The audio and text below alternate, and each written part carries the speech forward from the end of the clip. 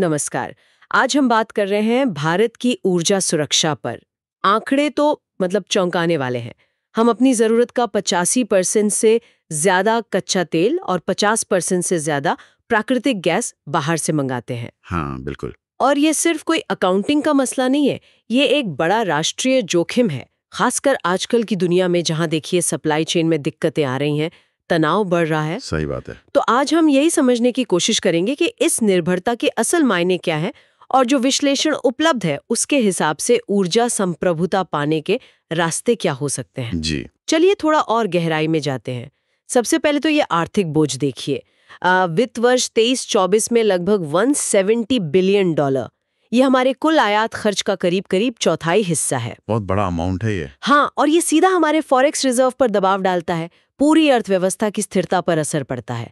फिर वो भू राजनीतिक जोखिम भी है। बिल्कुल। आजकल जैसे रूसी तेल पर निर्भरता बढ़ी है, वो कुल कच्चे तेल आयात का करीब 35-40% तक पहुंच गया है।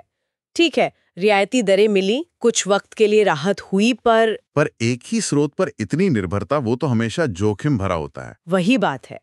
जैसे अभी जून 2025 में इजराइल ईरान तनाव ने दिखाया कि कैसे ग्लोबल ऑयल फ्लो कितना नाजुक हो सकता है, कभी भी कुछ हो सकता है। हाँ। और यहाँ एक दिलचस्प बात जो विश्लेषण में सामने आती है वो ये कि संप्रभुता का मतलब सिर्फ एक आयात स्रोत को दूसरे से बदलना नहीं है। असल रास्ता है विविधीकरण, मतलब कई स्रोतों से ऊर्जा पाना। बिल्कुल सही कहा। और अगर हम इतिहास देखें तो ये सबक हमने बार बार सीखा है। जैसे 1973 का तेल संकट था या फिर हाल का 2022 का रूस यूक्रेन युद्ध। हाँ, याद है। इन सब संकटों ने हमेशा यही दिखाया है कि ऊर्जा के लिए किसी एक देश या स्रोत पर निर्भर रहना कितना खतरनाक हो सकता है। और हमेशा इससे यही सीख मिली कि भाई अपने स्रोत बढ़ाओ, घरेलू उत्पादन पर जोर दो। इसी के साथ एक और चीज समझनी होगी, जिसे विश्लेषण ऊर्जा यथार्थवाद कहता है। मतलब हम कितनी भी रिन्यूएबल एनर्जी की बात कर लें, हकीकत यह है कि आज भी दुनिया की 80% से ज्यादा ऊर्जा जरूरतें कोयला, तेल और गैस से ही पूरी हो रही हैं। अच्छा। और ट्रांसपोर्टेशन में तो ये 90% से भी ज्यादा है। तो कहने का मतलब ये है कि ये जो एनर्जी ट्रांजिशन है, ये कोई स्विच दबाने जैसा नहीं है। ये धीरे धीरे ही होगा, एक क्रमिक प्रक्रिया है ना? हाँ, ये बात तो सोचने वाली है। ये ऐतिहासिक सबक और मौजूदा हकीकत, मतलब साफ है कि सिर्फ आयात पर निर्भर रहना कितना जोखिम भरा है। तो चलिए अब देखते हैं कि ये विश्लेषण किन ठोस समाधानों की बात करता है। इसमें ऊर्जा संप्रभुता सिद्धांत के 5 मुख्य स्तंभ बताए गए हैं। हाँ, और ये 5 स्तंभ मिलकर एक तरह से पूरी तस्वीर बनाते हैं।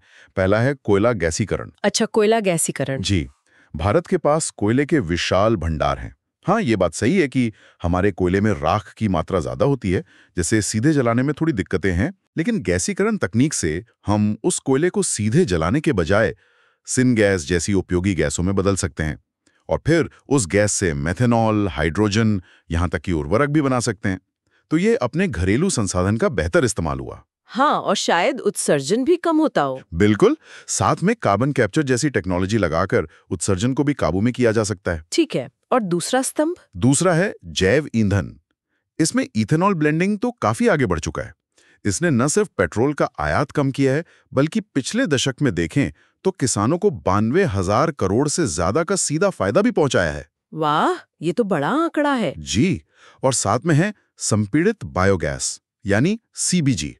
खासतौर पे वो जो सातात योजना है, इसका मकसद है खेती के कचरे या शहर के कचरे से बायोगैस बनाना। ये गाड़ियों के लिए सस्ता और साफ ईंधन तो है ही, साथ में इससे जो खाद मिलती है वो मिट्टी की सेहत के लिए भी अच्छी है। हाँ, ये तो ग्रामीण अर्थव्यवस्था और पर्यावरण दोनों के लिए ही अच्छा लगता है।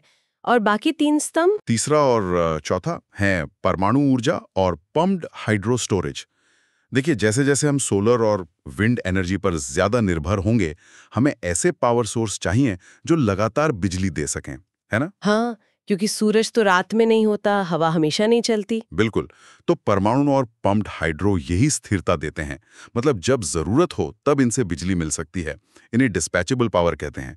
और ये ग्रिड को इनर्शिया यानी एक तरह की स्थिरता भी देते हैं, जिससे वोल्टेज वगैरह में अचानक उतार चढ़ाव नहीं होता। अच्छा, और पांचवा? और पांचवा स्तंभ है हरित हाइड्रोजन। इसे भविष्य का ईंधन माना जा रहा है, खास तौर पर उन सेक्टरों के लिए जहां सीधे बिजली इस्तेमाल करना मुश्किल है, जैसे स्टील बनाना या भारी ट्रांसपोर्ट। समझ गया।